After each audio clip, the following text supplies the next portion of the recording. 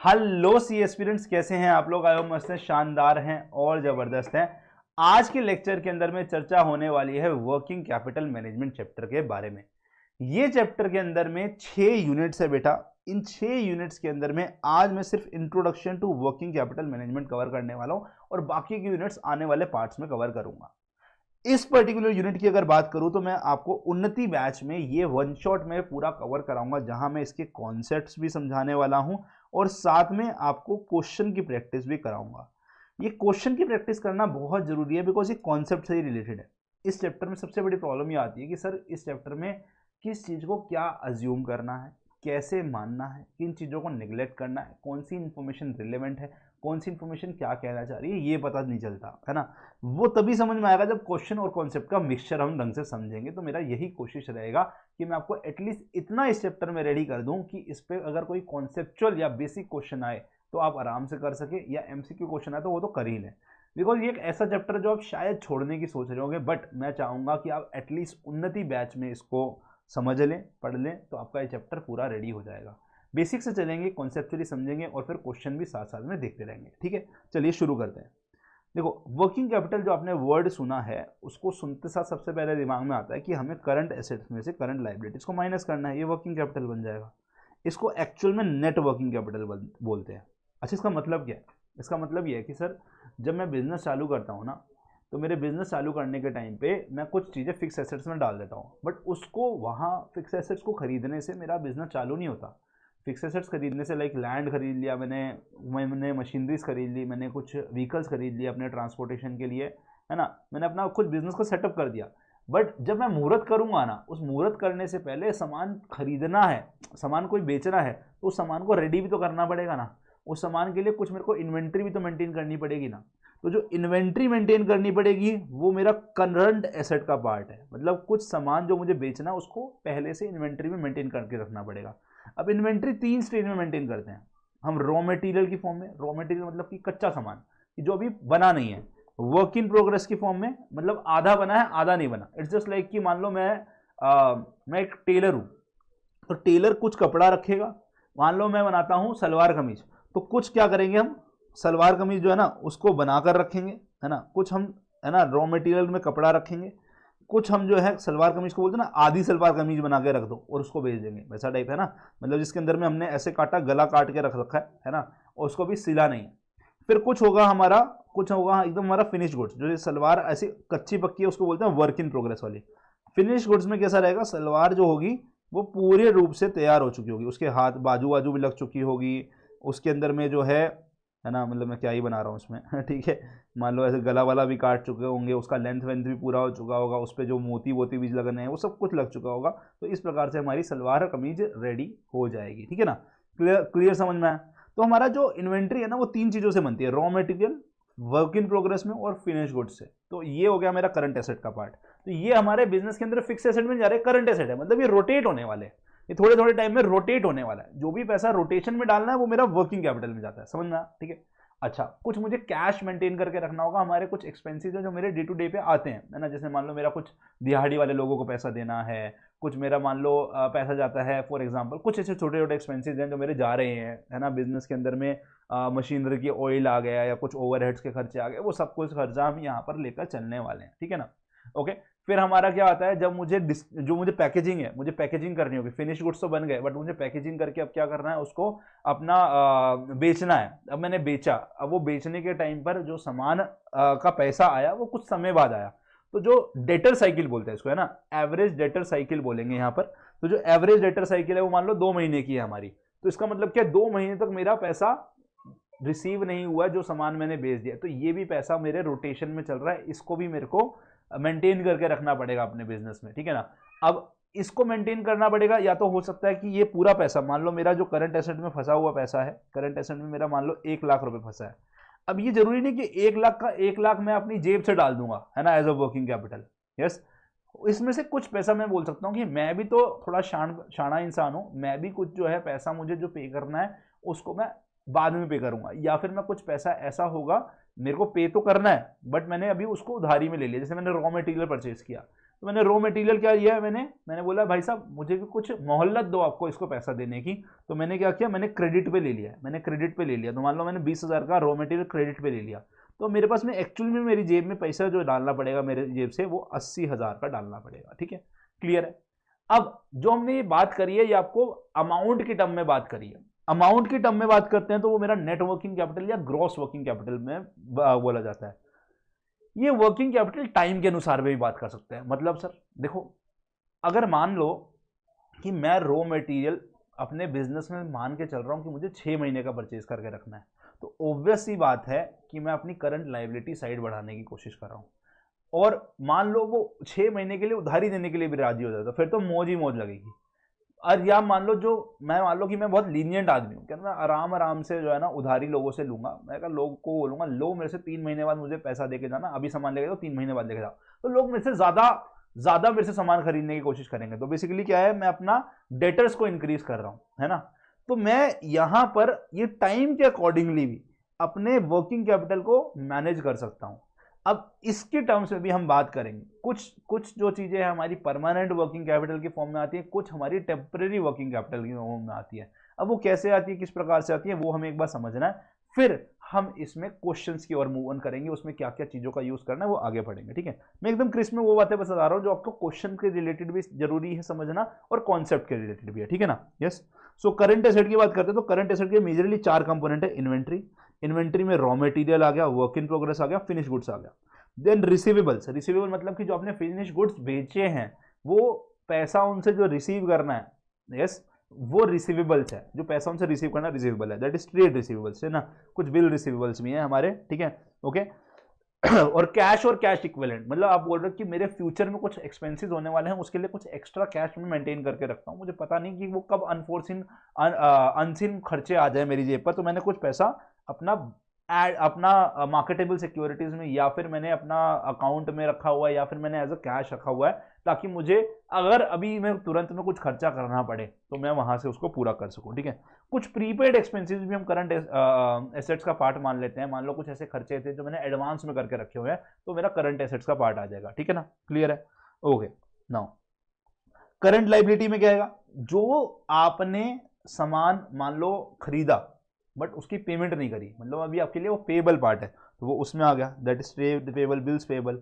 या कुछ आपने सर्विस ले ली लोगों से, लाइक आपने कुछ लेबर की सर्विस ले ली, कुछ आपने अपने एम्प्लॉयज से सर्विस ले ली, अब उनको सैलरी पे करनी है, सर्विस तो ले ली बट पे करनी है, तो वेजेस सैलरी भी हमारा क्या आउटस्टैंडिंग पेमेंट में आ जाता है। या फिर ओवरहेड के हमारे कुछ खर्चे हैं या फिर कुछ और एक्सपेंसेस है वो हमारे यहाँ आ जाते हैं, जो भी खर्चे मेरे को पे करने हैं मैंने करे नहीं है, तो वो करंट लाइबिलिटी का पार्ट है। एसेट मतलब जो हमारे को पैसा जनरेट करेगा फ्यूचर में, लाइबिलिटी मतलब जो मुझे फ्यूचर में पे करना है, सिंपल सी बात है ना। तो ये बात क्लियर है, ठीक है। वर्किंग कैपिटल मैनेजमेंट की अगर हम बात करते हैं, इसी पैसे को मैनेज करना एक कला है ना, क्योंकि बिजनेस में अगर आपका वर्किंग कैपिटल बहुत ज्यादा है वो भी गलत हो जाता है, बहुत कम है वो भी गलत है। क्यों सर, दोनों ही गलत क्यों है, बैलेंस क्यों बना के रखना है। अगर वर्किंग कैपिटल पैसा बहुत ज्यादा हो जाएगा ना आपके बिजनेस में, आप लीनियंट हो जाओगे, आप बोलोगे यार चिल जिंदगी है, टेंशन ही क्यों ले रहा, आप उधारी पे माल लेकर जाओ सर, मैं संभाल लूंगा। और ऐसे केस में लोगों को लगता है अरे उधारी पे तो दे ही देता है, क्या ही इसको पैसा लौटाना, कमाएंगे अपना प्रॉफिट बढ़ाएंगे और उसको पैसा नहीं चुकाएंगे। ऐसे लोगों के लिए भी बुरा होता है। मैं अपने घर में ही जानता हूँ ऐसे कुछ मेरे रिलेटिव है, बहुत क्लोज रिलेटिव, जिन्होंने अपने बिजनेस में करोड़ रुपए से ऊपर डुबो दिया है। डुबो दिया मतलब कि उन्होंने लीनियंट होकर वर्किंग कैपिटल को बर्बाद कर दिया है। और अगर आप बिजनेस में बोले कि नहीं मैं अपने डेटर्स को उधारी पे माल बेचूंगा ही नहीं, है ना, मतलब मैं बोलूंगा 1 हफ्ते के अंदर अंदर मुझे पैसा चाहिए, तो लोग उसको अच्छा नहीं मानते, वो बोलते कि यार मैं भी इतना कैपिटल कैसे आपको दूं एकदम से, कह रहे वो बिकेगा तभी तो मैं लाऊंगा तभी तो आपको दूंगा। उनको भी अपनी साइकिल मेंटेन करके रखनी होती है, वो चाहते नहीं है फिर ऐसा हो, तो वो बोलेंगे यार मैं किसी और से सामान खरीद लूंगा, तो ये भी एक प्रॉब्लम हो जाती है। या फिर आप बोले मैं कैश कुछ कम मेंटेन करके रखता हूं, तो अगर मान लो कुछ ऐसा खर्चा आ गया जो एकदम से करना पड़ गया आपको, बिकॉज मान लो कोई बिजनेस साइकिल ऐसी आ गई या कोई ऐसा आपकी घटना हो गई छोटी मोटी, ठीक है, जहां आपको खर्चा करना पड़ गया, यस, कुछ वियर एंड टीयर का खर्चा आ गया मशीनरीज का, तो उस केस में आपका वर्किंग कैपिटल की रिक्वायरमेंट होती है जो आप पूरी नहीं कर पाएंगे, तो ये भी गलत है। तो ओवर वर्किंग कैपिटल रखना भी हानिकारक हो सकता है और आपका लेस वर्किंग कैपिटल रखना भी हानिकारक हो सकता है, ठीक है। तो वर्किंग कैपिटल को हम 4 तरीके से पहले देखते हैं। 2 होते हैं on the basis of value और 2 होते हैं on the basis of time, ठीक है ना। अब बेसिस ऑफ वैल्यू की बात करते हैं तो हमारा आता है ग्रॉस वर्किंग कैपिटल और नेट वर्किंग कैपिटल। जब मैं बात करता हूँ आपसे ग्रॉस वर्किंग कैपिटल की, तो ग्रॉस वर्किंग कैपिटल का सिंपल सा मतलब है आपने सिर्फ करंट एसेट्स की बात करी है, ठीक है। और जब मैं नेट वर्किंग कैपिटल की बात करता हूँ ना, तो उसका मतलब क्या, आपने करंट एसेट में से करंट लायबिलिटी को माइनस कर दिया है, ठीक है। ओके, वैल्यू की टर्म से सिंपल है कि भाई जब मैं सिर्फ करंट एसेट्स की वैल्यूज का टोटल कर दूंगा तो मेरा ग्रॉस वर्किंग कैपिटल है, और उसमें से करंट लायबिलिटी को माइनस कर दूंगा तो मेरा नेट वर्किंग कैपिटल है। इस केस में ना, इस केस में हम क्या करते हैं, कई बार सेफ्टी मार्जिन भी ऐड कर देते हैं। हम बोलते हैं सेफ्टी मार्जिन भी ऐड कर दो, मतलब मान लो मेरे को नेट वर्किंग कैपिटल की रिक्वायरमेंट 1 लाख रुपए, बट आप बोले यार मुझे 20% एक्स्ट्रा मार्जिन मेंटेन करके रखना है, तो मैंने 20,000 का एक्स्ट्रा वैल्यू ऐड कर दिया। तो 1 लाख मेरी वैल्यू थी वर्किंग कैपिटल की, मैंने 20,000 मैंने और ऐड कर दिया, तो मेरा जो वर्किंग कैपिटल रिक्वायर्ड हो गया ना, वो 1,20,000 हो गया। मेरा वर्किंग कैपिटल जो रिक्वायर्ड हो गया वो 1,20,000 हो गया इंस्टेड ऑफ 1 लाख रुपए, ठीक है। तो मैं ऐसा भी करता हूँ। ओके, अब मैं बात करता हूँ टाइम के हिसाब से। देखो टाइम के अकॉर्डिंगली ना वर्किंग कैपिटल की रिक्वायरमेंट चेंज हो सकती है। बिजनेस की साइकिल्स होती हैं, जैसे अगर आप कोई भी बिजनेस देखोगे, मैं बोल रहा हूँ मैंने शूज़ का बिजनेस किया, तो शूज़ का बिजनेस क्या होता है, जैसे दिवाली की सेल आती है ना, तो बहुत हाई चला जाता है ना। या फिर मैं बोलूँगा रक्षाबंधन की सेल पर बहुत हाई चला जाता है। तो शूज़ का साइकिल है बिजनेस में कि अगस्त सितंबर में ज़्यादा होगा, फिर अक्टूबर में थोड़ा कम होगा, फिर नवंबर दिसंबर में ज़्यादा होगा, देन जनवरी में कम होना शुरू होगा, फरवरी में थोड़ा कम होएगा, मार्च में और कम होएगा, ऐसे करके वो बिजनेस साइकिल चल रही होती है। बट इसके अंदर में ना अगर आप नोटिस करोगे ना, ये लाइन से थोड़ा अगर बात करें, ये 0 रुपये है, ये 0 रुपये है, तो इस लाइन से थोड़ा तो वर्किंग कैपिटल मेंटेन करके रखना पड़ेगा। मतलब कुछ तो मुझे जूते इन्वेंट्री में मेंटेन करके रखने पड़ेंगे ना, कुछ रॉ मटेरियल उसका रेडी करके रखना पड़ेगा, कुछ मुझे बॉक्सेस रेडी करके रखने पड़ेंगे, कुछ तो रखना पड़ेगा ना। फिर भी मुझे कुछ उधारी में माल देके रखना पड़ेगा। तो जो मुझे मिनिमम मेंटेन करके रखना पड़ता है ना बिजनेस में वर्किंग कैपिटल, तो वो होता है मेरा परमानेंट वर्किंग कैपिटल। और बिजनेस की जो साइकिल्स हैं उसकी वजह से जो मेरा पैसे की रिक्वायरमेंट होती है ना, वो होती है मेरे टेम्परेरी वर्किंग कैपिटल, है ना। तो साइकिल की वजह से जो देखा जाता है वो टेम्परेरी वर्किंग कैपिटल है, और जो मेरा परमानेंट बिजनेस में घुसा ही रहेगा वो मेरा परमानेंट वर्किंग कैपिटल, ठीक है। तो यही बात है, ये परमानेंट वर्किंग कैपिटल हो गया, ये साइकिल की वजह से हो गया मेरा टेम्परेरी वर्किंग कैपिटल। अगर मान लो बिजनेस में ग्रोथ हो रही है, जैसे इस बिजनेस में तुमको दिख रहा है ग्रोथ हो रही है, तो क्या होगा, बिजनेस में सेल बढ़ रही है। अब सेल बढ़ रही है तो इसका मतलब मैं इन्वेंट्री ज्यादा मेंटेन करके रख रहा हूँ, मैं बिजनेस में क्रेडिट पे ज्यादा उधारी में माल देकर रख रहा हूँ, तो मतलब क्या हो रहा है, मैं अपने करंट एसेट को बढ़ा रहा हूँ। तो इसकी वजह से क्या होगा, परमानेंट वर्किंग कैपिटल ऐसे बढ़ भी सकता है एंड टेम्परेरी पे भी उसी हिसाब से चेंज आता है, ठीक है। नाउ अब बिजनेस के अंदर में जो वर्किंग कैपिटल होता है ना, वो हम 3 अप्रोचेस से डील करके चलते हैं। एक होता है एग्रेसिव अप्रोच, एक होता है मॉडरेट अप्रोच, और एक कंजर्वेटिव। एग्रेसिव सिंपल भाषा में अगर मैंने जैसे बात करी थी आपसे कि अगर आप बोल रहे हो ना कि मैं अंडर कैपिटलाइजेशन करता हूँ वर्किंग कैपिटल की, मतलब मैं जितना पैसा रिक्वायरमेंट है वर्किंग कैपिटल में डालने का उससे कम डालता हूँ, मैं इन्वेंट्री जितनी मेंटेन करने की जरूरत है मैं उससे कम मेंटेन करके रखता हूँ। इससे प्रॉब्लम क्या होगी, कह रहा है ऑब्वियसली मेरा स्टॉक आउट हो सकता है, बट मैं पैसा कम मेंटेन करके रख रहा हूँ बिजनेस में, तो इसका मतलब क्या, मुझे खर्चा कम देना पड़ेगा, मतलब मेरा इसका कॉस्ट ऑफ कैपिटल कम आएगा। लॉन्ग रन में ऑब्वियसली मैं कॉम्पिटिटर से बिहाइंड रह जाऊंगा, बिकॉज मैं क्या करूंगा, मैं अपने जो क्रेडिटर जो अपने डेटर्स हैं उनको उधारी पे भी माल कम देना चाहूंगा, या मैं उसको कम शॉर्ट पीरियड के लिए देना चाहूंगा, तो इससे नुकसान होने वाला है, ठीक है ना, इससे लॉन्ग टर्म में नुकसान होने वाला है, ठीक है। कंजर्वेटिव अप्रोच में क्या रहता है, आप चाहोगे कि पैसे की कमी नहीं है सर, हमने बहुत पैसा वर्किंग कैपिटल में डाल रखा है, कैश बहुत मेंटेन कर रखा है, इन्वेंट्री बहुत मेंटेन कर रखी है, हमने क्रेडिट पॉलिसी बहुत लीनियंट कर रखी है। अब लोगों को अगर मार्केट में 1 महीने की मोहलत मिल रही है तो हम 2 महीने की मोहलत देते हैं। अब इससे होगा क्या, स्टार्टिंग में तो आपको बहुत अच्छा लगेगा, वाह आपकी सेल बढ़नी शुरू हो जाएगी क्योंकि लोग उधारी में माल लेके जा रहे हैं, आपकी पॉलिसी बहुत लीनियंट है, लोग आपको प्रेफर कर रहे हैं, आप सप्लायर्स को टाइम से पैसा दे रहे हो क्योंकि आपको पता है पैसे की कमी नहीं है, तो सप्लायर आपसे खुश है। बट लॉन्ग रन में क्या होगा, आपके बैड डेट क्रिएट होने शुरू होंगे, ठीक है, आपकी इन्वेंट्री ऑब्सोलीट होनी शुरू हो जाएगी। भाई हर एक इन्वेंट्री की एक लाइफ टाइम है।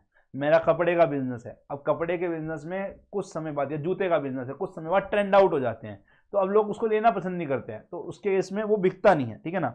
या फिर आपका हो सकता है कॉस्ट ऑफ कैपिटल इतना इंक्रीज हो गया, मतलब लोगों की जिनसे आपने पैसा लिया उनके उधारी, मतलब आपकी सेल बढ़ रही है तो उनकी क्या होगी, एक्सपेक्टेशन बढ़नी शुरू होगी कि वाह वाह तेरी सेल तो बढ़ रही है, मेरे को ज़्यादा पैसा चाहिए, तो यहाँ पर ये भी एक प्रॉब्लम हो सकती है। तो शॉर्ट टर्म में अगर हमारे देखते तो फायदा है, बट लॉन्ग टर्म के अंदर बात करते हैं ना, हमें लिक्विडिटी का इशू आता है लॉन्ग टर्म में, पैसा कम होना शुरू होगा, बिकॉज कुछ पैसा बैड डेट की वजह से नुकसान में जाए, कुछ इन्वेंट्री ऑब्सोलीट होने की वजह से, कुछ आपकी एक्सपेक्टेशन जो बढ़ रखी है आपके जिनसे फंड्स रेज किए हैं, ठीक है, यस, तो वहाँ से आपको प्रॉब्लम क्रिएट होनी शुरू होती है।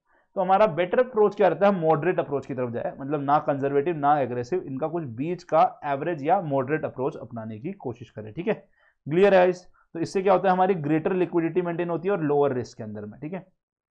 नाउ अब हम बात करने लगे हैं वर्किंग कैपिटल साइकिल के बारे में, जिसको हम ऑपरेटिंग साइकिल भी बोलते हैं।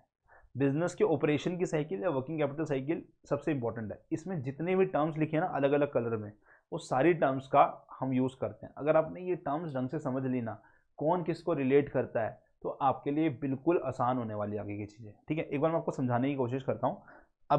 अभी के लिए ना जो येलो में टर्म्स लिखे हैं उसको थोड़ा सा ध्यान से देखते हैं, है ना। उसको बाद में देखते हैं। ये वाली जो टर्म लिखे हैं ना इसको हम बाद में देखते हैं, पहले मेरे को उसके बाद अलावा के टर्म्स बताओ। देखो, अगर मैं बिजनेस की साइकिल की बात शुरू करता हूँ, सबसे पहले क्या करोगे, आप बिजनेस में कुछ कैश लेकर आओगे, है ना, फंड्स लेकर आओगे। तो कैश लेकर आए, वो कैश से आप रॉ मटेरियल परचेज करोगे। यस, ऑब्वियसली रॉ मटेरियल हम उधारी पे भी परचेज कर सकते हैं, उसको बाद में डील करेंगे। अभी हम मान के चलते हैं कि हमने रॉ मटेरियल परचेज किया कैश देके। अब उसमें से रॉ मटेरियल कुछ कंज्यूम हो जाएगा, है ना, कुछ कंज्यूम हो जाएगा। इनिशियली मान लो मेरे बिजनेस में कुछ स्टॉक पड़ा था रॉ मटेरियल का, फिर रॉ मटेरियल उनमें से कुछ कंज्यूम हो जाएगा। अब बाकी बचा हुआ जो होगा, बाकी जो बचा हुआ होगा वो क्या होगा, मेरा क्लोजिंग स्टॉक होगा। तो रॉ मटेरियल कंज्यूम्ड, इसलिए हम कई बार क्या बोलते हैं, हम बोलते हैं मान लो मेरा ओपनिंग में कुछ स्टॉक था, आपने कैश देके कुछ रॉ मटेरियल परचेज किया, उसमें से कुछ स्टॉक बिक गया, उसमें से कुछ कंज्यूम हो गया, जो बचा हुआ हो गया वो आपका क्लोजिंग स्टॉक हो गया। तो raw material consumed is equal to opening stock plus में रॉ मटेरियल परचेज माइनस का क्लोजिंग स्टॉक। ये आगे डिस्कस भी करेंगे और बता रहा हूँ आपको, ठीक है। तो बिजनेस में सबसे पहले क्या होता है, आप कुछ रॉ मटेरियल कंज्यूम करते हो, उस कंज्यूम्ड रॉ मटेरियल के अंदर में आप फिर क्या करते हो, उस पर लेबर के चार्जेस, कुछ ओवरहेड्स के खर्चे लगाकर आप उसको वर्क इन प्रोग्रेस में डालते हो। मतलब आप आधा अधूरा सामान रेडी करोगे, ठीक है। फिर थोड़े समय बाद वो फिनिश गुड्स में ट्रांसफर हो जाएगा। फिर फिनिश गुड्स में ट्रांसफर होगा, आप उसकी पैकेजिंग करोगे और आप उसको बेचोगे। जब बेचोगे तो आपको सामान उधारी पे बेचना पड़ सकता है, मान लेते हैं क्रेडिट साइकिल भी बेचते हैं। तो जो क्रेडिट सेल पर सामान आता है वो हमारा रिसीवेबल है, और क्रेडिट सेल से कुछ समय बाद आपको कैश रिसीव हो जाता है। तो ये प्रकार से आपकी साइकिल चलती है।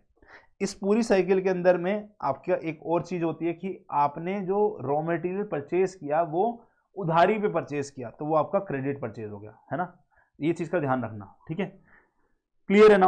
अब ध्यान से सुनना, जो रॉ मटेरियल आप कंज्यूम कर रहे हो बिजनेस के अंदर में, उसको स्टोर करके जो आपने रखा है ना, उसकी स्टोरेज पीरियड जो होती है वो आर कहलाती है। मान लो मैंने अपने बिजनेस के अंदर में कोई भी रॉ मटेरियल अगर खरीदा है, तो मैं उसको 2 महीने के अंदर अंदर कंज्यूम कर लूंगा, तो जो उसका स्टोरेज पीरियड हुआ 2 महीने का हो गया, ठीक है। अब वर्क इन प्रोग्रेस की बात करते हैं। वर्क इन प्रोग्रेस मतलब कि मेरा कोई भी अगर सामान रॉ मटेरियल से फिनिश गुड्स में जाना है तो उस पर काम होगा।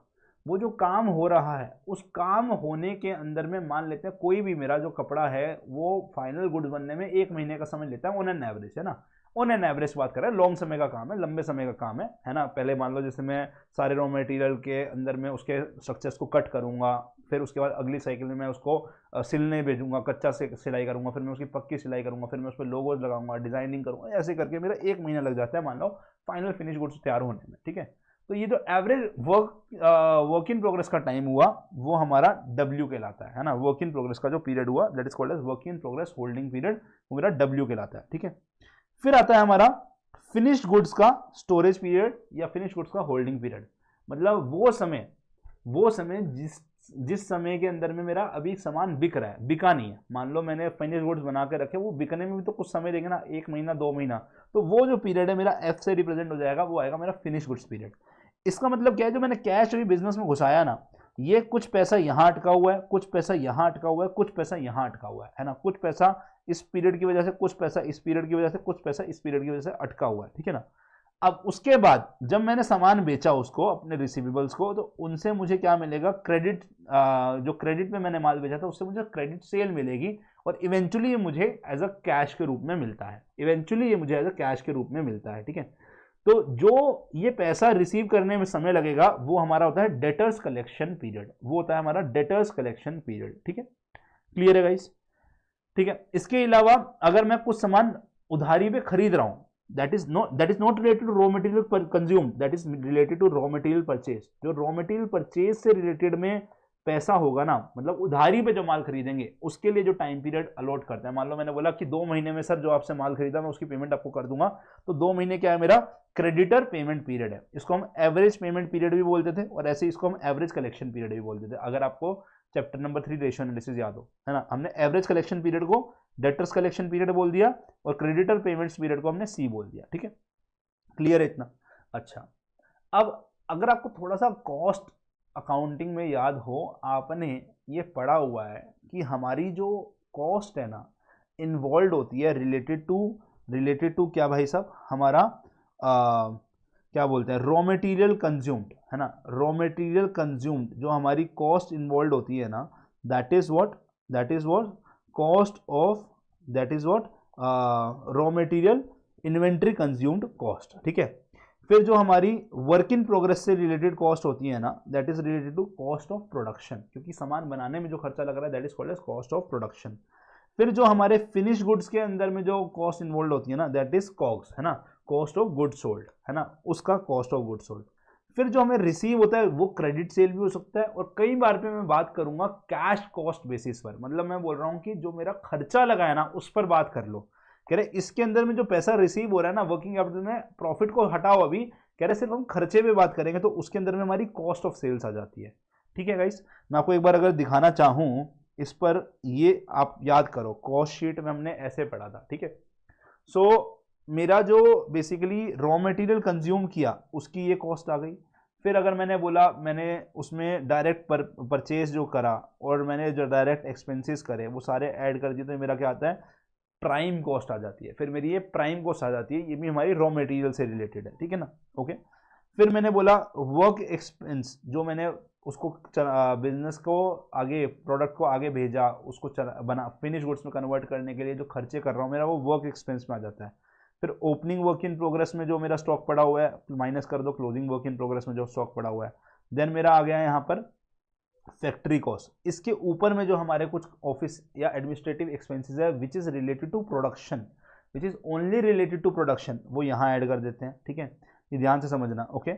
फिर उसके बाद बनता है मेरा कॉस्ट ऑफ प्रोडक्शन, हम इसको यहाँ लेकर चलते हैं, ठीक है। अब ध्यान से समझना, ये जो है ना हमारा ऑफिस एंड एडमिनिस्ट्रेटिव एक्सपेंसेस, इस पर ध्यान रखना, आगे बताऊंगा अभी मैं, ठीक है। ये सिर्फ प्रोडक्शन रिलेटेड है जो कि हमारा कॉस्ट ऑफ प्रोडक्शन में ऐड किया जाता है।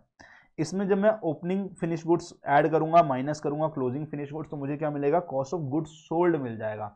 This is related to finish goods, this is related to finish goods. फिर उसमें जब मैं सेलिंग एंड डिस्ट्रीब्यूशन एक्सपेंसेस करूंगा, या फिर मेरे जो जनरल खर्चे हैं ना ऑफिस और एडमिनिस्ट्रेटिव के, वो मैं अगर ऐड करता हूं तो मेरा क्या बनता है, मेरा कॉस्ट ऑफ सेल्स बन जाता है, जो मेरे रिसीवेबल्स या डेटर्स को मैं सिग्निफाई करता हूं, ठीक है ना, मतलब जो मेरे डेटर से मुझे रिसीव करना होता है वो मेरा कॉस्ट ऑफ सेल्स हो जाता है, ठीक है। ये इसकी जगह पे हम कई बार क्रेडिट सेल पर भी बात करेंगे, बट हमारा क्रेडिट सेल पर बात करनी होगी तो वो अलग है, बट अगर कैश कॉस्ट बेसिस पर हमें वर्किंग कैपिटल निकालनी है तो we will take cost of sales, ठीक है। ध्यान रखना ये सारी वैल्यूज इंपॉर्टेंट है, ठीक है। अब क्यों इंपॉर्टेंट है वो आपको मैं समझाता हूं, ठीक है।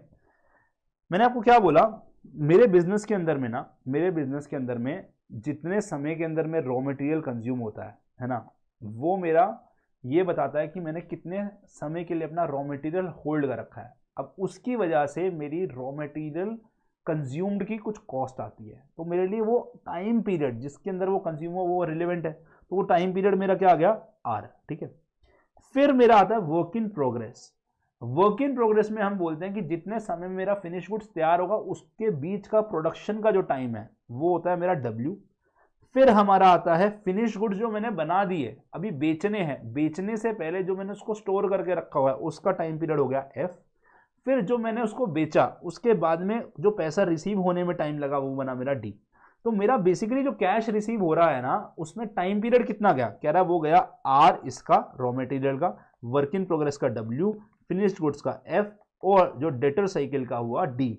अब हमने बोला कुछ समय हमने बचा लिया या कुछ समय हमने बचा लिया क्रेडिटर्स की वजह से, क्रेडिटर्स से हमने कुछ समय बचा लिया, तो मेरा ये जो पूरा साइकिल बनकर आता है ये बनकर आता है मेरा ऑपरेटिंग साइकिल, है ना, ये मेरा बन के आता है ऑपरेटिंग साइकिल। मतलब मेरे बिजनेस के अंदर में जो मेरा वर्किंग कैपिटल रोटेट हो रहा है ना, घूम रहा है ना, वो इस टाइम पीरियड में रोटेट हो रहा है, वो इस टाइम पीरियड में रोटेट हो रहा है ना। ये रॉ मटेरियल की वजह से, ये वर्क इन प्रोग्रेस, ये फिनिश गुड्स, ये डेटर्स की वजह से और ये क्रेडिटर की वजह से कुछ टाइम पीरियड मैं बचा लेता हूँ, ठीक है।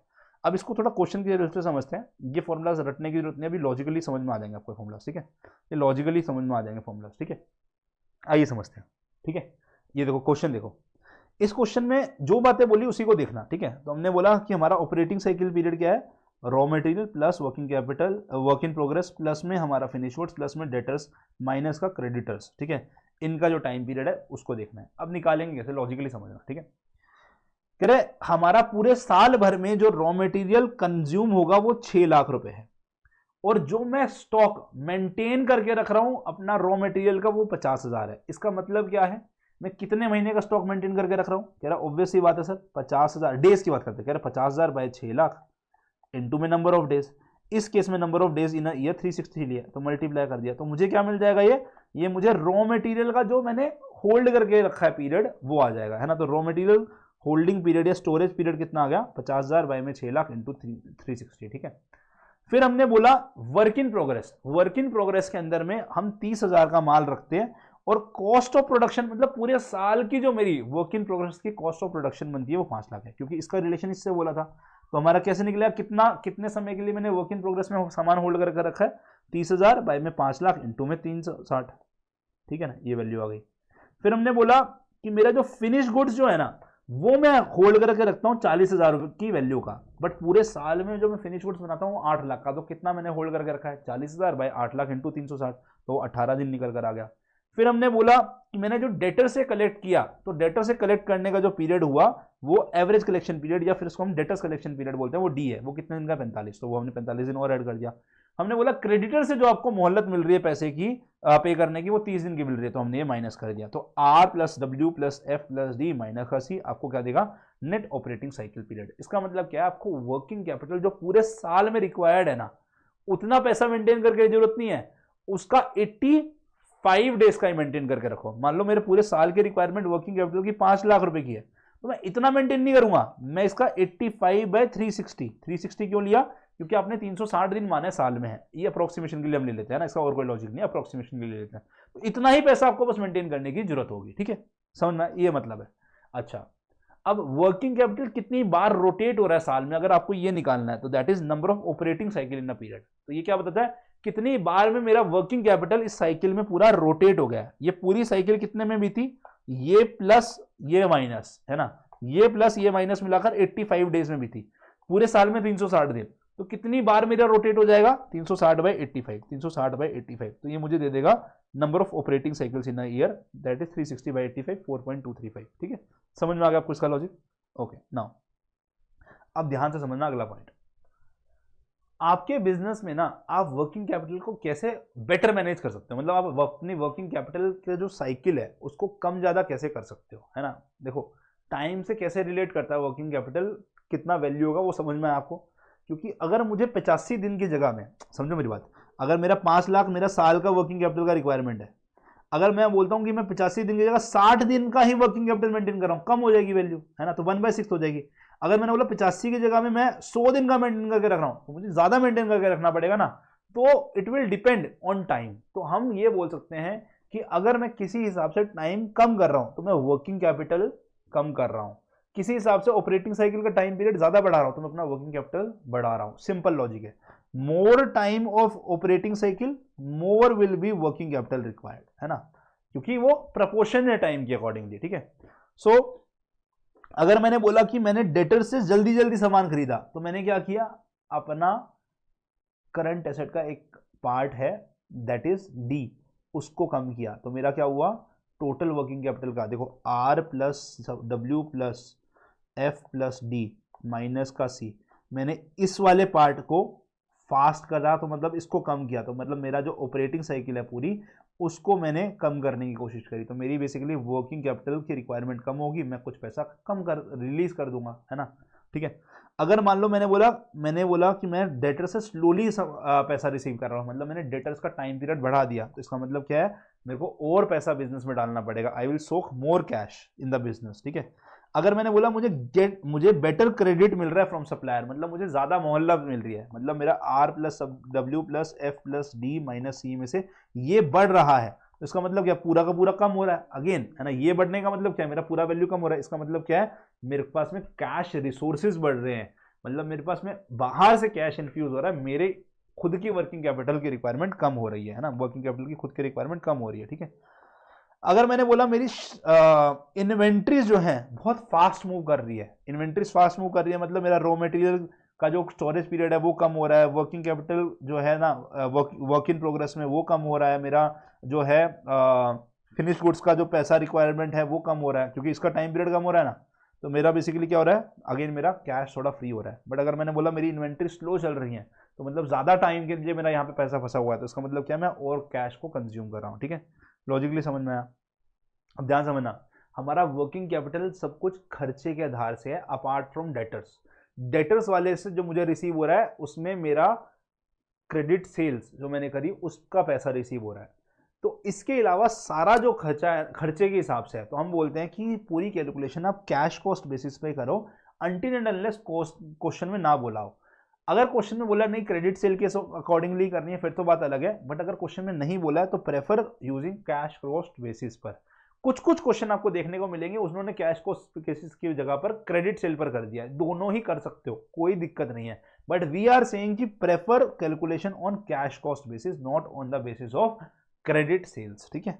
ओके, डेप्रिसिएशन और नॉन कैश जो एक्सपेंसेस है उसको हम इसमें इंक्लूड नहीं करते हैं, that is not included in the part of working capital management, है ना, वो वर्किंग कैपिटल मैनेजमेंट में नहीं जाता, वो हमारा, हम उसको अपना यहां डील नहीं करेंगे, ठीक है ना, वो हम इनकम स्टेटमेंट में डील कर लेंगे उसको, ठीक है। ओके, नाउ अब हम बात करते हैं एक क्वेश्चन की हेल्प से कि हमारा किस प्रकार से सब कुछ निकाला जाता है, ठीक है। आइए एक बार पूरा डिटेल में क्वेश्चन एक और देखते हैं। इस क्वेश्चन के अंदर अगर आप देखेंगे ना, इस क्वेश्चन में अब आपको क्या दे रखा है ना, 2 साल की वैल्यूज दे रखी है, ठीक है। 2021 मार्च का बैलेंस, रॉ मटेरियल का इतना था, वर्क इन प्रोग्रेस में इतना था, फिनिश गुड्स का इतना था, रिसीवेबल्स का इतना था, पेबल्स का इतना था, आपने जो रॉ मटेरियल परचेज करे वो इतने थे, कॉस्ट ऑफ प्रोडक्शन का वैल्यू सब कुछ आपको दे रखा है, ठीक है ना। ओके, और 2022 का भी दे रखा है। अब ऐसे केस में जब भी होगा ना, आपको क्या करना है, जो रॉ मटेरियल कंज्यूम किया उसका एवरेज लेना है। तो मतलब मेरा कंजम्पशन कितना हो रहा है, 65 + 45 डिवाइड बाई 2, ये मेरा कंजम्पशन हो रहा है, ठीक है। मेरा वर्क इन प्रोग्रेस का कंजम्पशन क्या है, 51 प्लस में 35 डिवाइडेड बाय 2। मेरा फिनिश गुड्स का कंजम्पशन क्या है, 70 प्लस में 60 डिवाइड बाय 2। मेरा रिसीवेबल्स कितने हैं, 135 प्लस में 112/2, मतलब मैं एवरेज ले लूंगा उनका, ठीक है। सेम मेरे पेबल्स कितने, 71 प्लस में 68 डिवाइड बाय 2, ये मेरे पेबल्स हैं। अब रॉ मटेरियल जो ये होता है ये कंजम्पशन से रिलेटेड है, तो ये रॉ मटेरियल कंज्यूम कैसे निकालते हो आप, है ना, तो ये हम निकालेंगे जो मैंने रॉ मटेरियल परचेज किया, ठीक है, प्लस में मेरा ओपनिंग स्टॉक 45, माइनस में मेरा क्लोजिंग स्टॉक। ये मुझे क्या दर्शाता है कि मैंने रॉ मटेरियल कंज्यूम कितना किया इन ईयर, है ना, ये एक साल का मेरा ये है, तो ये कितना हुआ 380। तो आप ध्यान रखना 400 से डिवाइड नहीं करेंगे, this is raw material purchase. Consume कितना किया, कह रहे 380, 20 अभी बचा हुआ है क्योंकि बढ़ गया ना मेरा, देखो क्लोजिंग स्टॉक, यस, तो मेरा इससे रिलेट करेगा। तो क्वेश्चन में ध्यान रखना, ऊपर में एवरेज लिया कि एवरेज आपका कंजम्पशन इतना है एक साइकिल में, ठीक है, डिवाइड किया मेरा टोटल कंजम्पशन एक साल में 380 इनटू में मान लो 365 डेज इस क्वेश्चन में दिया हुआ है, ठीक है। तो मेरा कितना दिन का कंजम्पशन हुआ, 53 डेज का हुआ। अब इसको अप्रोक्सीमेट कर लिया हमने अगले डेसिमल डिजिट पर, ठीक है। ओके, नेक्स्ट हमने बात करी जब वर्क इन प्रोग्रेस के अंदर में, तो उसका एवरेज लिया divided by cost of production से रिलेटेड है, तो हमने कॉस्ट ऑफ प्रोडक्शन से डिवाइड किया इनटू 365, तो मेरा ये वैल्यू आ गया। फिर मैंने बात करी अगला मेरा related to finish goods, finish goods किससे रिलेटेड है, कॉस्ट ऑफ गुड्स सोल्ड से रिलेटेड है, तो फिनिश गुड्स के अंदर में हमने क्या किया, उसका एवरेज लिया divided by finish goods into 365। फिर मैंने डेटर्स की बात करी, तो डेटर्स किससे रिलेटेड है सर, डेटर्स हमारा होता है दो चीज़ों से रिलेटेड, या तो हमारा क्रेडिट सेल से रिलेटेड या हमारा कॉस्ट ऑफ सेल से रिलेटेड। तो हमारा यहाँ पर कॉस्ट ऑफ क्रेडिट सेल से रिलेटेड, हमारे को यहाँ पर क्रेडिट सेल दे रखी है, नहीं दे रखा है कॉस्ट ऑफ क्रेडिट सेल, हमें कोई तरीका भी अभी समझ में नहीं आ रहा निकालने का, बड़ा सिंपल, तो हम उसको क्या करेंगे, सीधा इससे डिवाइड कर देंगे डेटर्स के केस में, ठीक है ना। तो हमारा डेटर साइकिल मिल गया।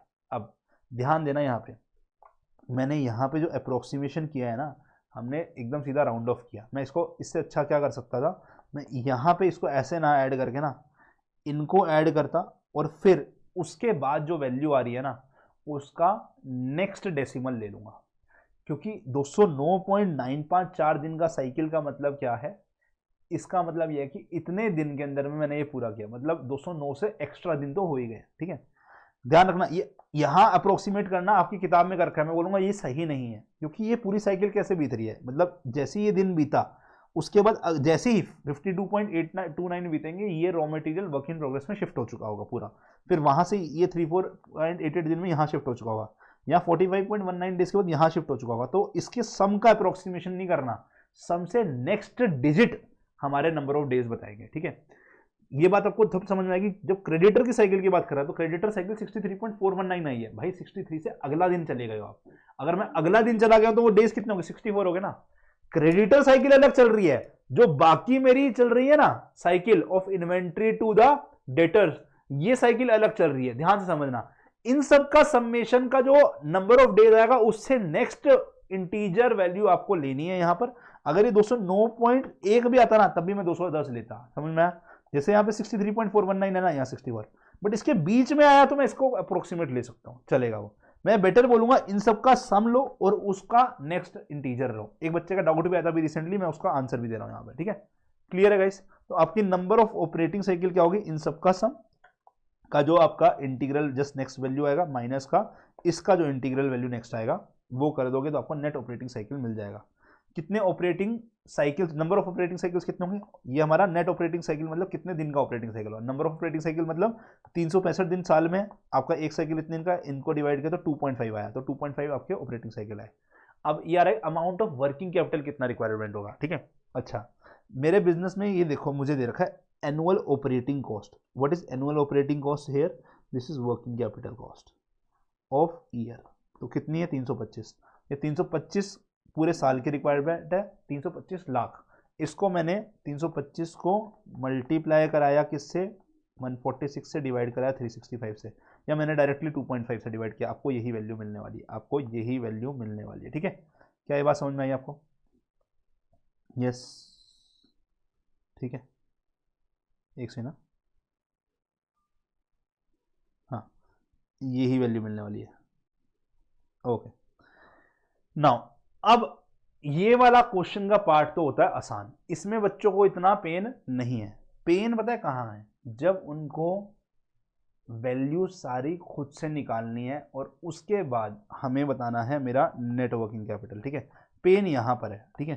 तो ये ध्यान से समझना, ये जो मैं अभी समझाने जा रहा हूं ना इसको ध्यान से समझना। हाँ तो इसमें समझो हमारा क्या है, हम क्या करते हैं जब हमें वर्किंग कैपिटल मैनेजमेंट का एस्टिमेशन देना है ना, मतलब उसकी वैल्यू निकालनी है, तो हमें सब सारे कंपोनेंट्स निकालना है। हमें निकालना है करंट एसेट्स के सारे कंपोनेंट, पहले करंट एसेट के कंपोनेंट क्या, इन्वेंट्री, इन्वेंट्री के 3 भाग, raw material, work in progress और फिनिश गुड्स, है ना। फिर हमारे रिसीवेबल में ट्रेड डेटर्स और बिल रिसीवेबल, जनरली हमें ये वैल्यू दे रखी होती है, ये रेयरली देता है क्वेश्चन में, है ना, ये रेयरली देता है। प्रीपेड एक्सपेंसेस दे रखे होते हैं, रेयरली दे रखे होते हैं, ठीक है ना। मिनिमम कैश बैलेंस मतलब आपको जो मिनिमम कैश बैलेंस मेंटेन करके रखना है, ये सारे वैल्यूज क्या है मेरे करंट एसेट्स के हैं, ठीक है। अब ये मिलाकर मेरा क्या देगा, ग्रॉस वर्किंग कैपिटल। अब ग्रॉस वर्किंग कैपिटल ये मेरा पहला कंपोनेंट बन गया। फिर दूसरा कंपोनेंट क्या आता है मेरा, करंट लाइबिलिटी का। करंट लाइबिलिटी में क्या आएगा, जो मेरे को पेमेंट करनी है, that is trade payable, bills payable, है ना। फिर मेरा वेजेस, मतलब मैंने कुछ काम ले लिया है अपने लोगों से बट उनको भी मैंने सैलरी पे नहीं करी है, मैंने उनको उनकी लेबर चार्जेस पे नहीं करे हैं, तो मेरा वेजेस पेएबल में आ गया, ठीक है। मेरा पेबल्स फॉर ओवरहेड, जो भी मेरे ओवरहेड में खर्चे हो रहे हैं उसके मेरे को पेमेंट अभी करनी बाकी है, ठीक है, मेरा यहाँ पर आ गया। इनको मैंने को क्या करना है, सब्ट्रैक्ट, करंट एसेट्स में से करंट लाइबिलिटी माइनस किया, अब ये नेट वर्किंग कैपिटल बन जाता। बट अगर आपने बोला कि मुझे कुछ तो सेफ्टी मार्जिन में रखना है, कुछ मुझे उसका एक्स्ट्रा परसेंटेज ऐड करना है, तो उसको ऐड करने के बाद मेरे को नेट वर्किंग कैपिटल बनता है। स्ट्रक्चर सिंपल है, समझ में आ गया। पहले करंट एसेट के सारे कंपोनेंट निकालो, ऐड कर दो, फिर माइनस कर दो हमारा करंट लाइबिलिटी का कंपोनेंट एंड हमारा, फिर उसके बाद जो बनकर आएगा उसको हम बोल रहे हैं excess of current asset minus current liability, ये बनता net working capital. But question में कई बार बोलेगा हमें कुछ सेफ्टी मार्जिन रखना है, तो सेफ्टी मार्जिन भी उसमें ऐड करके हमें नेट वर्किंग कैपिटल बनता है। सिंपल लॉजिक, ठीक है। अब इस क्वेश्चन में ना मैं आपको सिंपल सा एक फॉर्मेट बता रहा हूँ, आप क्वेश्चन में ना वर्किंग यही करो, अमाउंट फिर बाद निकालो। आपके अगर किताब खोलोगे ना, आईसीआई ने कुछ क्वेश्चन इस तरीके से करे, कुछ उन्होंने अपना अलग से ही वर्किंग का स्ट्रक्चर बनाया जिसमें हर एक पार्ट को अलग अलग निकाला और फिर उसको सिंप्लीफाई करके रखा है, उसमें कॉम्प्लिकेशंस बढ़ जाती हैं। बेस्ट यहीं पे इसकी वर्किंग बनाओ, यहीं पे अमाउंट बनाओ, क्वेश्चन दिखने में भी शॉर्ट एंड सिंपल लगेगा, कैलकुलेशन भी आराम से होएगी। जहां पे थोड़ा सा डिफिकल्ट कैलकुलेशन लग रही है वहां पे अलग से वर्किंग नोट में दिखा देंगे, बात ही खत्म। ठीक है, एक क्वेश्चन मैं आपको इसके हेल्प से करके दिखाता हूं, ठीक है, समझिएगा मेरे साथ साथ। ओके, मैं पूरा क्वेश्चन रीड करा रहा हूं आपको, फिर क्वेश्चन को अटेम्प्ट कैसे करना है वो समझा रहा हूं। ठीक है, क्वेश्चन में प्रॉब्लम यही आती है बच्चों को इनके अंदर में कि क्वेश्चन को अटेम्प्ट कैसे करना है, मैं रीड कैसे करूं क्वेश्चन को, समझूं कैसे और उसका आंसर कैसे दूं। मैं वही प्रॉब्लम आपकी सॉल्व करने लगाऊंगी, ठीक है ना, वही प्रॉब्लम आपकी सॉल्व करने लगाऊं। करें शुरू, चलो देखो, कह रहे हैं on 1 January the managing director of Naureen Limited wishes to know the amount of working capital that will be required during the year. कह रहे हैं जी 1 जनवरी को जो मैनेजमेंट डायरेक्टर थे ना नाउरीन लिमिटेड के, उनको ना कुछ पैसा वर्किंग कैपिटल में डालना है, वो उनको जानना है। ठीक है, कह रहा है from the following information prepare the working capital requirement forecast. कितना उनको पैसा डालना होगा वो पहले से निकाल के बताइए। कह रहे हैं वो पिछले साल के अकॉर्डिंगली ना 60,000 का प्रोडक्शन करके आए हैं। ठीक है, it is plan that the this level of activity would be maintain during this year. मतलब कि 60,000 का प्रोडक्शन इस साल भी कर देंगे, मतलब वो पूरे साल में 60,000 यूनिट बनाने वाले हैं। ठीक है जी, the expected ratios of the cost to selling price, cost to selling price are raw material में 60%, मतलब जिस रेट पर वो बेचते हैं और जो रॉ मटेरियल वो परचेज करते हैं, तो रॉ मटेरियल मतलब अगर मान लो वो 10 रुपये का 10 रुपये का बेचते हैं तो उसका 60% रॉ मटेरियल का कॉस्ट है। डायरेक्ट वेजेस इस 10 रुपये का 10% का कॉस्ट है। ओवरहेड का जो खर्चा है वो 10 रुपये का 20% का कॉस्ट है। ठीक है, तो हमको ये सारे खर्चे इस प्रकार से दे रखे हैं। अच्छा, मुझे क्वेश्चन में सेलिंग प्राइस दे रखा है, मैं आपको बता देता हूँ अलग से, मुझे क्वेश्चन में सेलिंग प्राइस दे रखा है। ठीक है, ये वरना आगे से निकालते। तो मेरा 5 रुपये का सेलिंग प्राइस है, तो मेरा रॉ मटेरियल का कॉस्ट कितना है 5 रुपये का 60%। मेरा डायरेक्ट वेजेस कितना आया 10 रुपये का 5 रुपये का 10%। ओवरहेड का खर्चा कितना आया मेरा 5 रुपये का 20%। ठीक है, तो मैंने ये लिख भी रखा है। मेरा टोटल प्रोडक्शन इस साल में 60,000, रॉ मटेरियल का खर्चा एक बनाने का है ना, पर यूनिट का रॉ मटेरियल का खर्चा 60% of selling price of 1 unit. Direct wages का 10% of the selling price of 1 unit 0.5 rupees. Overhead का 20% of the selling price of 1 unit that is 1 rupees आ गया। ठीक है, आगे बढ़े। Raw material are expected to remain in store for a average of 2 months. तो ये मेरा क्या दे रखा है आर का वैल्यू, मुझे आर 2 महीना दे रखा है। Before issue to the production मुझे आर की वैल्यू दे रखी है 2, है ना, ये मेरा आर दे रखा है मुझे क्वेश्चन में। ठीक है, ओके, फिर मुझे क्या बोल रहा है each unit is expected to be in process for 1 month. For 1 month के लिए क्या है मेरा, हर यूनिट जो है ना वो प्रोसेस में रहती है। ठीक है, हर यूनिट जो है ना वो मेरा प्रोसेस में रहती है। ओके, इसका मतलब क्या हुआ, इसका मतलब ये हुआ सर कि मेरा वर्क इन प्रोग्रेस के अंदर में मेरा जो टाइम है ना W का वो 1 मंथ है। ठीक है, the raw material is being fade into the pipeline immediately and the labour and overhead, मतलब रॉ मटेरियल जो आपने 2 महीने के लिए स्टोर करके रखा उसके बाद आपने उसको फटाक से वर्क इन प्रोग्रेस में भेज दिया immediately, and the labour and overhead cost occurring evenly during the month. मतलब क्या है, जो 1 महीने के लिए आपका वर्क इन प्रोग्रेस का पीरियड है ना, उस प्रोसेस के अंदर में आप इवनली डिस्ट्रीब्यूट कर दो अपनी लेबर एंड ओवरहेड के खर्चों को। मतलब जो ये लेबर और ओवरहेड, लेबर का खर्चा क्या है डायरेक्ट वेजेस, ओवरहेड का खर्चा ये है, तो आपका जो 1.5 रुपये है ना इसको आप इवनली डिस्ट्रीब्यूट कर दो। इवनली डिस्ट्रीब्यूट का मतलब पता है क्या होता है, आपका जितना इसका खर्चा आया है वो खर्चे का 50% वर्क इन प्रोग्रेस में मानो। टोटल जब फिनिश गुड्स का खर्चा मानेंगे तो उसमें तो ये पूरा ही ले लेंगे हर यूनिट का 3 + 0.5 + 1, बट जब वर्क इन प्रोग्रेस में मान रहे हैं तो हम बोलते हैं लेबर और ओवरहेड का आधा ले लो और 3 रुपये इसका पूरा ले लो। तो ये बोलना चाह रहा है, तो बेसिकली वो क्या बोल रहा है, वर्क इन प्रोग्रेस की जो पर यूनिट कॉस्ट आएगी ना वो 3 रुपये तो ये आएगी, बट लेबर का कॉस्ट भी 50% लेना है पर यूनिट का और ओवरहेड का भी। तो टोटल 60,000 यूनिट का क्या हो जाएगा 60,000 × 3 हो जाएगा हमारा रॉ मटेरियल का पूरे साल का कॉस्ट। 60,000 × 0.5 × 50% हो जाएगा लेबर का कॉस्ट वर्क इन प्रोग्रेस में, और ओवरहेड का कॉस्ट क्या हो जाएगा 60,000 × 1 × 50%, ये हमारा कॉस्ट हो जाएगा हमारा ओवरहेड का for a work in progress. अब ये पूरे साल का है, मुझे वर्क इन प्रोग्रेस 1 महीने के लिए होल्ड करनी है, तो 1 साल में 12 महीने, तो 1 महीने में 1/12 टाइम्स ऑफ दिस वैल्यू को मुझे मल्टीप्लाई करना है। तो इवेंचुअली क्या आया मेरा नंबर ऑफ यूनिट्स इनटू में ये मेरा पर यूनिट वर्किंग एक्सपीरियंस आया, this is related to this is related to raw material, this is related to labour and overhead. उसका 50% लिया तो 50% की वजह से 0.5 आ गया डेसिमल में। इनटू में मेरा एक मंथ के लिए होल्ड करना है, तो यहाँ से मैंने उसको 1/12 से मल्टीप्लाई किया। ठीक है, तो मेरे को जो जो वैल्यू दे रखा है मैं वैसे वैसे इसको निकालता जा रहा हूँ। ठीक है, नाउ नेक्स्ट कह रहा है finish goods will stay in the warehouse awaiting dispatch to customer approximately 3 months. तो मेरे को बेसिकली यहाँ पे क्या बोला, मेरा जो फिनिश गुड्स का टाइम पीरियड है वो F 3 महीने का है। ठीक है, फिर मुझे क्या बोला कि credit allowed by creditors is 2 months from the date of delivery of a raw material. तो मेरा जो payable period that is see बोलते हैं ना, creditor period that is see, मेरा 2 मंथ्स है। और क्रेडिट अलाउड टू डेटर मतलब कि जो मेरा डी है वो मेरा 3 मंथ्स है। ठीक है, ये मेरा 3 मंथ्स है। Okay, this is a regular production and sale cycle, wages and overhead are paid on 1st of each month for the previous month. मतलब ये क्या है मेरा, ये मेरा करंट लाइबिलिटी के रूप में माना जा रहा है। समझ में आया कोई बात? मतलब मैं 1 महीने बाद पेमेंट कर रहा हूं, तो मेरा जो भी पेमेंट बनता है ना वेजेस और ओवरहेड का, वो मैं उधारी पर पे कर रहा हूं।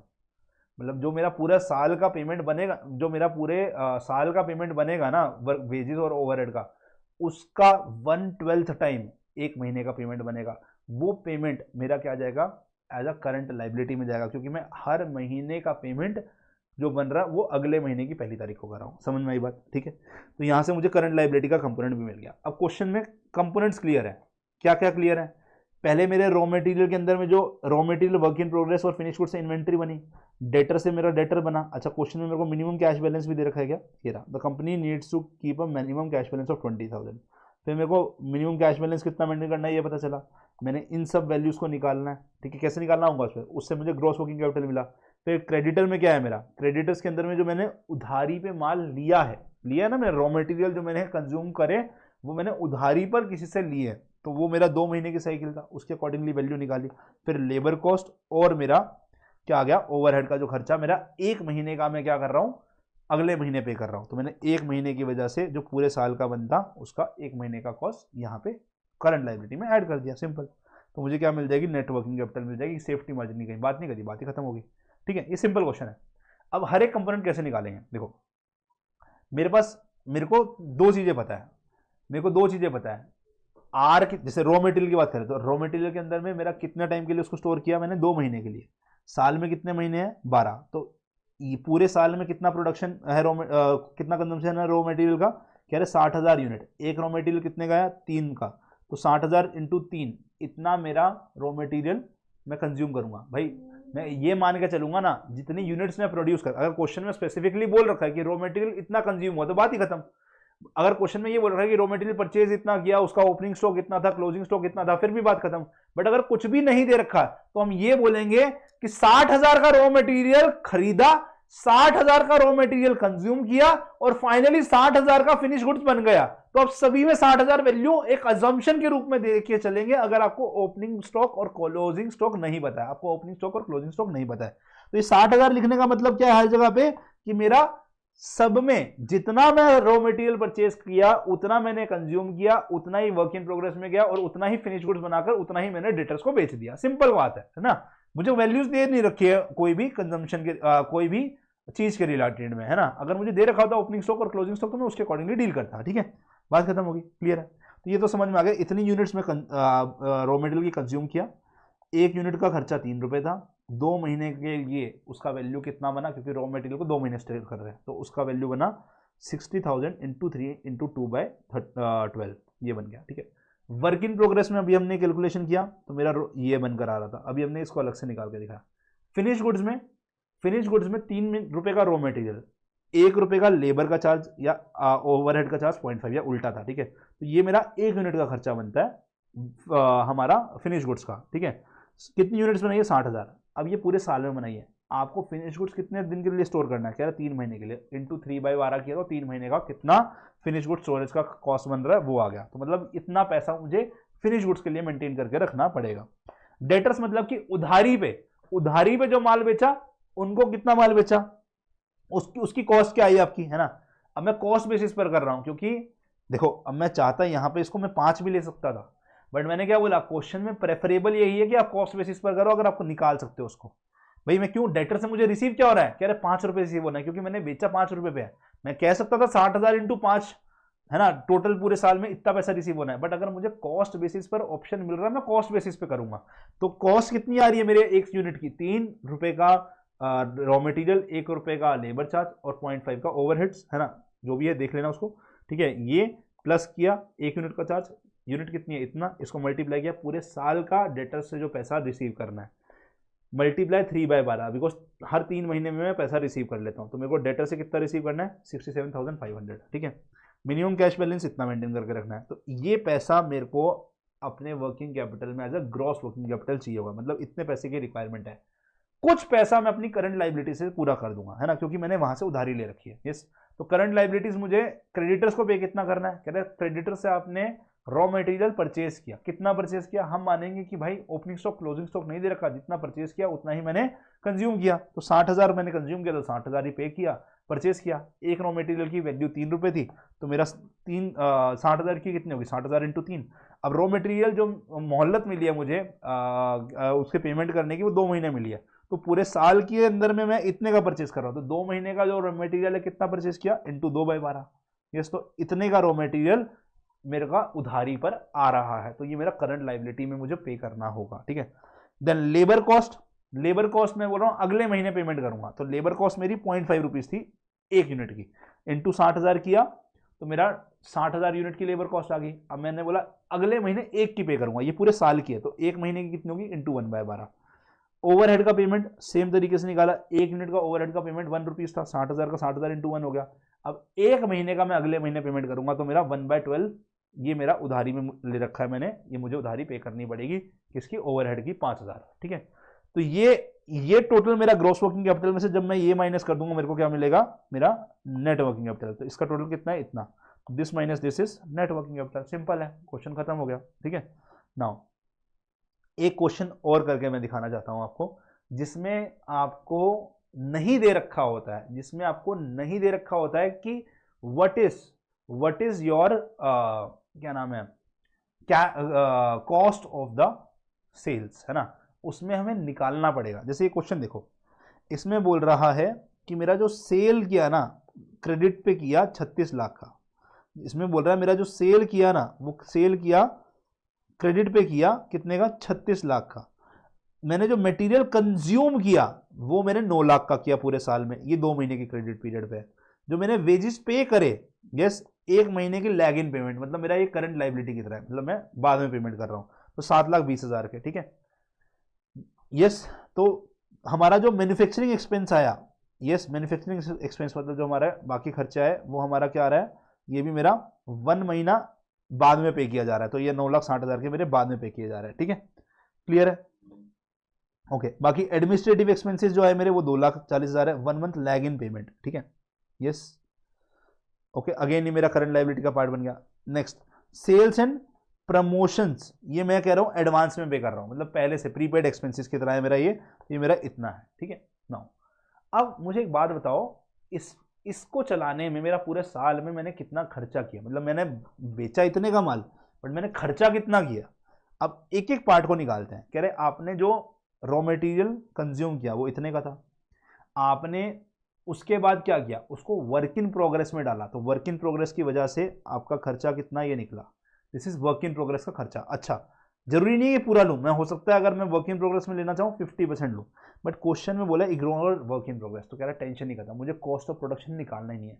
बट अगर इन केस मुझे कॉस्ट ऑफ प्रोडक्शन निकालना होता तो मैं क्या करता, मैं यहां पर इसको इन्वॉल्व कर लेता, है ना, मैं इसको यहां पर इन्वॉल्व कर लेता। फिर तो अगर मेरे को वर्क इन प्रोग्रेस नहीं निकालना तो मेरा क्या रहता, दिस प्लस दिस, है ना, मेरा क्या बन गया, cost of goods sold. Otherwise ये मेरा कॉस्ट ऑफ प्रोडक्शन बनता। क्यों, मेरे वर्क इन प्रोग्रेस में वेजेस पेड जितनी हुई, ये मेरा लेबर का चार्ज, और मेरा ओवरहेड्स के जो खर्चे है वो मेरे यहाँ पे मैन्युफैक्चरिंग एक्सपेंस के रूप में आ गया, ठीक है। या इसमें कुछ administrative expenses for related to production भी आ गया, तो ये मेरा पूरा क्या बनता, कॉस्ट ऑफ प्रोडक्शन बनता। अब मेरे को कहीं पे भी opening stock of finish goods और closing stock of finish goods नहीं दिया हुआ किसी क्वेश्चन में, तो कॉस्ट ऑफ प्रोडक्शन ही कॉस्ट ऑफ गुड्स सोल्ड है।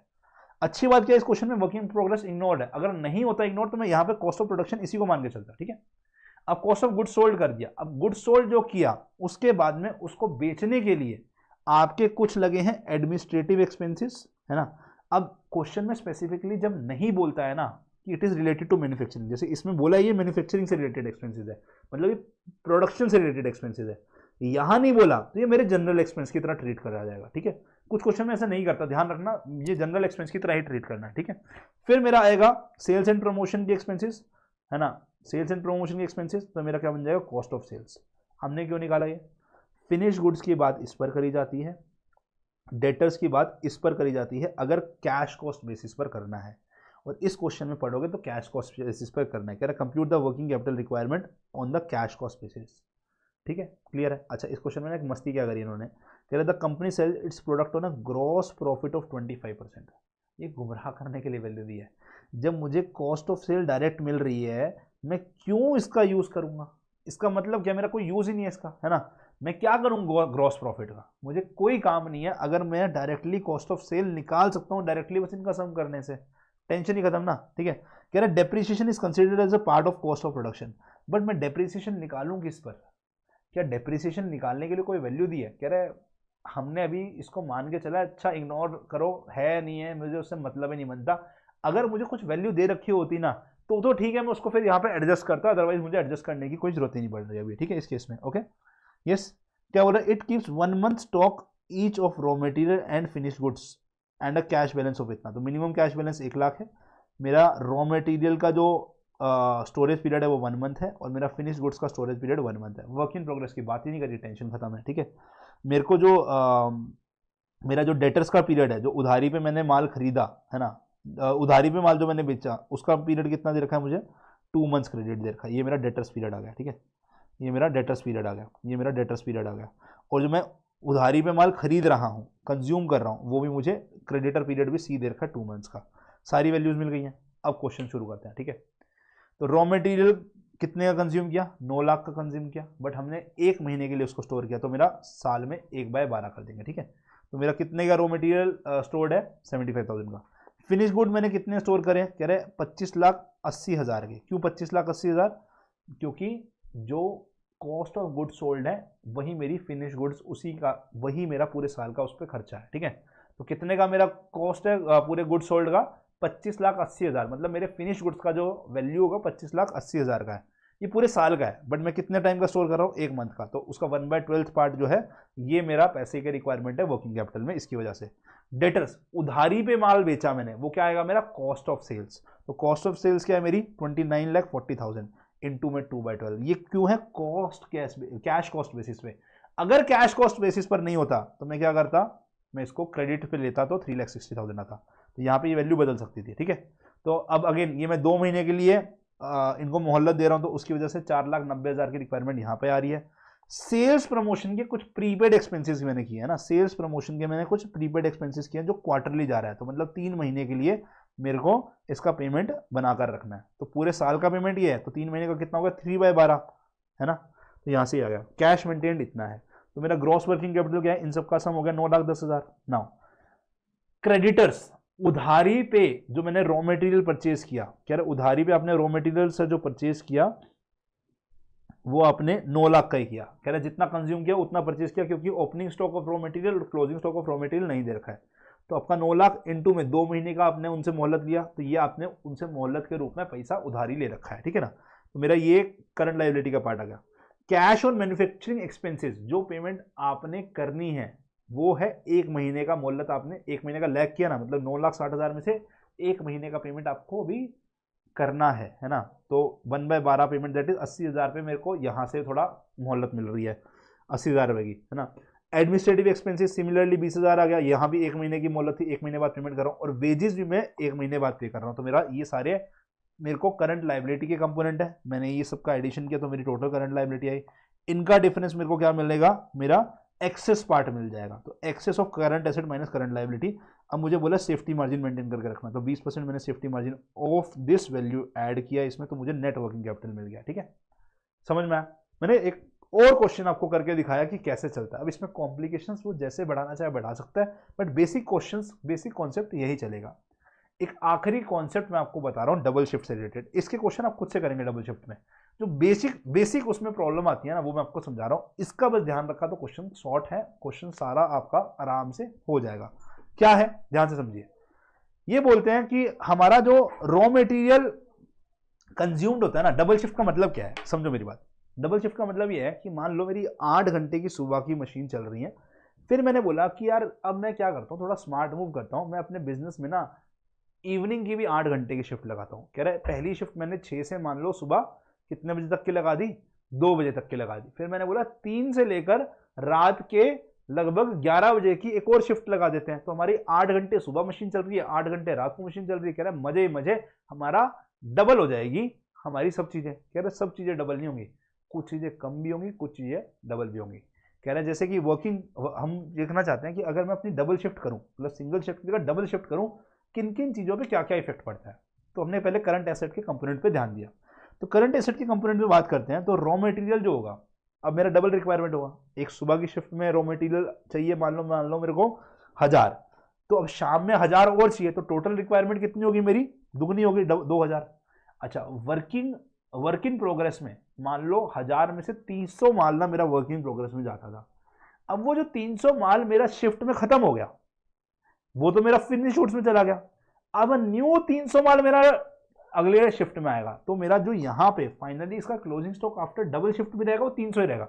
यहां पे क्या था, मान लो मैंने 0 से रॉ मटेरियल शुरू किया, अब मेरे एंड में रॉ मटेरियल कंज्यूम में 1000 पहुंच गया। इधर में क्या होता, मेरा 0 से शुरू किया सुबह वाली शिफ्ट में 1000, फिर 1000 और ऐड किया, तो मेरा कितना हुआ, 2000 का रॉ मटेरियल कंज्यूम आ गया। बट वर्क इन प्रोग्रेस में क्या होगा, एक शिफ्ट में 300 का मेरा वर्क इन प्रोग्रेस शुरू किया, अब अगली शिफ्ट में क्या होगा, मान लेते हैं मेरा वर्क इन प्रोग्रेस में 300 और ऐड हो जाएगा, है ना। ऐसा तुमको लग रहा है, अरे भाई पिछले वाला 300 खत्म भी तो हो जाएगा ना, वो तो फिनिश गुड्स में चला जाएगा ना। वर्क इन प्रोग्रेस का मतलब क्या है कि मैंने माल रॉ मटेरियल से फिनिश गुड्स में भेजना है ना। कह रहे सुबह वाली शिफ्ट में 300, यहां से यहां मैंने शिफ्ट कर दिया, अब ये तो खत्म हो गया ना, फिर अगली शिफ्ट में वापस से 300 आएगा ना, तो मेरा बचा हुआ कितना होगा वर्क इन प्रोग्रेस में, 300 ही रह जाएगा। सुबह वाला तो फिनिश गुड्स में कन्वर्ट कर दिया मैंने 300, अगला 300 ही रह जाएगा। तो वर्क इन प्रोग्रेस में जो होल्डिंग होती है वो सेम वैल्यू की रहती है, ठीक है। अब फिनिश गुड्स में क्या होगा, अगेन सुबह में 1000 माल बना पा रहा था, शाम को 1000 और बना पाऊंगा, तो 1000 प्लस 1000 2000 में माल बनाऊंगा, तो मेरा फिनिश गुड्स डबल हो जाता है डबल शिफ्ट की वजह से, रॉ मटेरियल डबल हो जाएगा। वहां पर रिक्वायरमेंट बेसिकली मेरे को 1000 रुपए की रॉ मटेरियल की रिक्वायरमेंट की जगह में 2000 की रिक्वायरमेंट आएगी। यहाँ फिनिश गुड की मुझे 1000 की जगह 2000 में, बट वर्क इन प्रोग्रेस में तो साइकिल रोटेट हो गई है, तो वो सेम रहने वाला है। अच्छा, अब बिजनेस में हमें पता है फिक्स्ड कॉस्ट सेम रहती है। अब इसका मतलब क्या है, समझने की बात करना। मेरा जो यूनिट्स प्रोड्यूस हुआ वो डबल हो गया, पहले मैं 1000 बना रहा था, अब मैं 2000 बना रहा हूं, है ना। हर एक चीज के अंदर मेरा डबल बना रहा हूं। इसका मतलब क्या है कि जब मैं फिनिश गुड्स में बात कर रहा हूं ना, पहले मान लो मैंने 2 इंटू 1000 मैंने इतना खर्चा किया, 2000 रुपए का फिक्स कॉस्ट बिजनेस में घुसा रखा है। अब यही 2000 मेरा खर्चा यही रहेगा। फिक्स कॉस्ट का मतलब ये है कि मैं अगर प्रोडक्शन बढ़ा भी दूं तो मेरी फिक्स कॉस्ट कम नहीं होने वाली। अब इसका मतलब क्या है, मेरी फिक्स कॉस्ट कितनी होगी, ये वैल्यू 1000 के लिए आई थी, अब ये वैल्यू 2000 पे मेरी आएगी, तो मेरी फिक्स कॉस्ट 1 रुपया हो जाएगी पर यूनिट। फिक्स कॉस्ट पूरी सेम रहती है, बट मेरा नंबर ऑफ जो प्रोडक्शन हुआ वो बढ़ गया, वो डबल हो गया, तो उसकी वजह से पर यूनिट पे उसका इफेक्ट आधा हो गया, है ना। क्यों हुआ ये आधा, क्योंकि फिक्स कॉस्ट की वैल्यू तो 2000 ही है यहां पर, बट यहां प्रोडक्शन 1000 का था, यहां प्रोडक्शन 2000 का था, तो इसकी वैल्यू 1 रुपए, इसकी वैल्यू 2 रुपए, ठीक है। बट वेरिएबल कॉस्ट में क्या होता है, variable cost is based on each unit, है ना। तो यहां पर मेरी वेरिएबल कॉस्ट 3 इंटू 1000 3000 है, यहां पर क्या होगा, यहां 3 इंटू 2000 हो जाएगी, तो मेरा 6000 हो जाएगी। तो ये मेरा पर यूनिट का वेरिएबल कॉस्ट सेम ही रहेगा, क्योंकि वो पर यूनिट के बेसिस पर ही रहती है, ठीक है। तो बस ये याद रखना, डबल शिफ्ट में जब भी बात होगी ना, वेरिएबल कॉस्ट सेम रहती है, फिक्स कॉस्ट पर यूनिट की बात कर रहे हैं यहाँ पे।